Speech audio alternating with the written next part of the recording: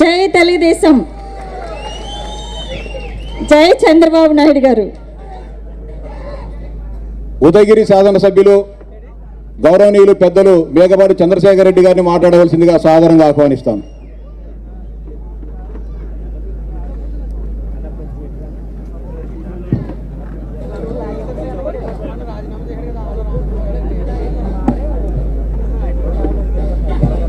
ఈరోజు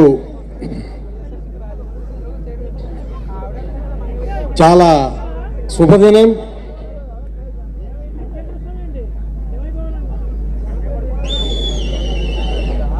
చంద్రబాబు నాయుడు గారికి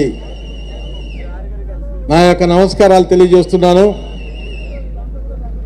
అట్లే లోకేష్ బాబు గారికి కూడా నా యొక్క నమస్కారాలు తెలియజేస్తున్నాను.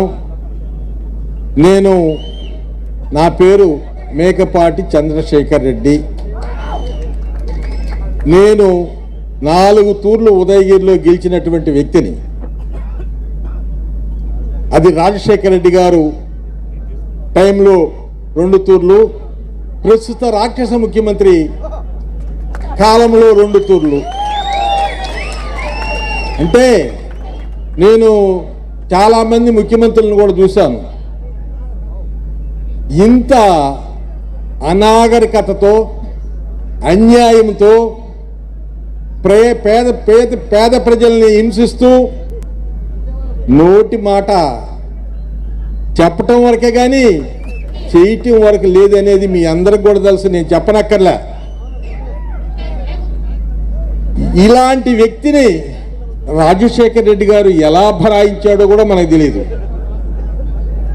తండ్రి కొడుకుగా రాజశేఖర్ రెడ్డి గారి కుమారుడిగా మీరందరూ ఓట్లేశారు. చాలామంది ఇక్కడ ఉన్న వాళ్ళందరూ కూడా ఓహో రాజశేఖర్ రెడ్డి కొడుకు కదా, ఒక్క తూరి గెలిపిస్తాము, ఒక్క ఛాన్స్ అన్నారు. ఒక్క ఛాన్సు బంపర్ మెజార్టీతో ఇచ్చినారు. చంద్రబాబు గారు 3 తూర్లు ముఖ్యమంత్రిగా పరిపాలిస్తే ఇతను ఒక్క పర్యాయానికే కాలబెట్టేశాడు రాష్ట్రాన్ని అంతా. మీ అందరికి తెలుసు. ఉదయగిరిలో నేను తప్ప ఎవరు గెలవరయ్యా, నాకు టికెట్ ఇమ్మంటే నా టికెట్ని అమ్మేశారండి, అమ్ముకున్నారు. ఎంత గొప్పతనం చూడండి. నాకు తెలుగుదేశంలో కూడా మంచి స్నేహితులు ఉన్నారు. ఆ స్నేహితులు నేను బాగా ఉంటాము. వారు చెప్పిన ప్రకారం కథ నడిచిపోయింది. నేను ఈరోజు తెలుగుదేశంలో చేరాను.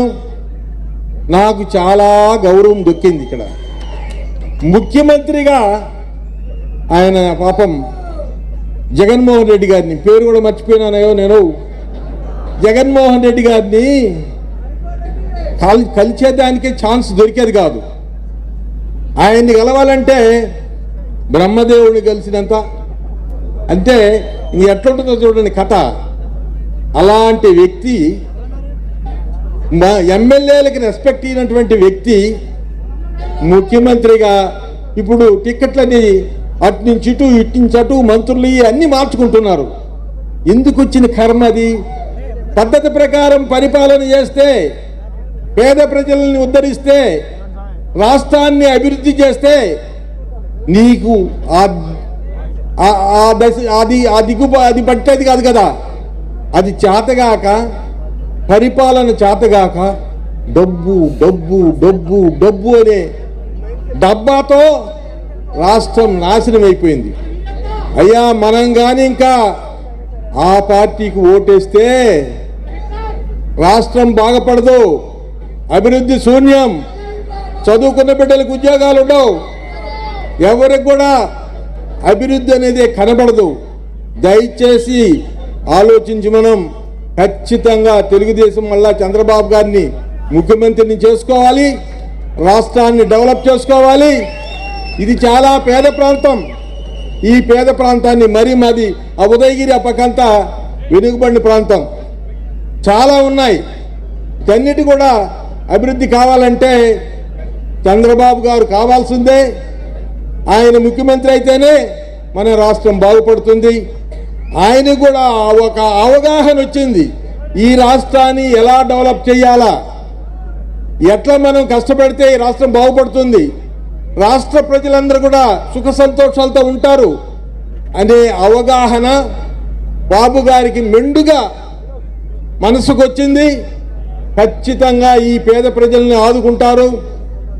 మనం తప్పకుండా ఆయనకు ఆ అవకాశం ఇవ్వాలా, మంచి మెజార్టీతో గెలిపించాలా. లోకేష్ గారు కూడా చాలా ఆలోచనాపరుడు. నేను లోకేష్ గారిని చూశాను, మాట్లాడినాను, ఆయన పద్ధతులు కూడా చూశాను. ఏం తక్కువ మనిషి కాదు. వీళ్ళందరికన్నా, ఈ ముఖ్యమంత్రుల కన్నా, ఈ మంత్రుల కన్నా, వీళ్ళందరికన్నా మహా తెలివి కలిగినటువంటి వ్యక్తి లోకేష్ బాబు. నేను చూశాను. నాకు అంతో ఎంతో మనిషిని గమనించే శక్తి కూడా ఉంది. నాకున్న మనసుని గమనించే శక్తి ప్రకారం ఎక్సలెంట్ లోకేష్ బాబు గారు కూడా. దయచేసి తండ్రి కొడుకులు ఇద్దరు కూడా రాష్ట్రాన్ని అభివృద్ధి చేసేటానికి సిద్ధంగా ఉన్నారు. మీరు చూస్తున్నారు పాదయాత్రలో లోకేష్ గారి మాటలు, ఆయన ప్రజలకు ఇచ్చేటటువంటి వాగ్దానాలు, ప్రాంతాన్ని బట్టి, కులాలను బట్టి అన్ని కూడా మీరు చూస్తున్నారు.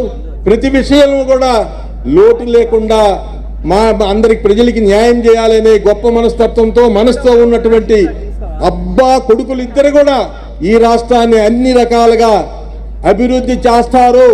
ప్రజలు మర్చిపోవద్దు. దుర్మార్గాన్ని మనం అణిచివేయాలి, న్యాయాన్ని మనం అభివృద్ధి చేసుకోవాలి.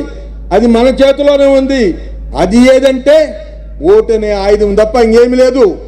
ఆ ఓటనే ఆయుధాన్ని న్యాయం పక్క ఓటేసి మంచి మనుషులను గెలిపించి మంచిగా మనల్ని పరిపాలించే పద్ధతిలో మనం చేసుకోవాల్సిందిగా కోరుకుంటూ నమస్కరిస్తూ సెలవు తీసుకుంటున్నాను. జై చంద్రబాబు, జై ఎన్టీ రామారావు గారు. నాకు ఎన్టీ రామారావు గారు అంటే ఇష్టం అయ్యో, అందుకనే నేను ఎన్టీ రామారావు గారు అంటే నాకు చాలా ఇష్టం, అది కూడా చెప్తున్నా.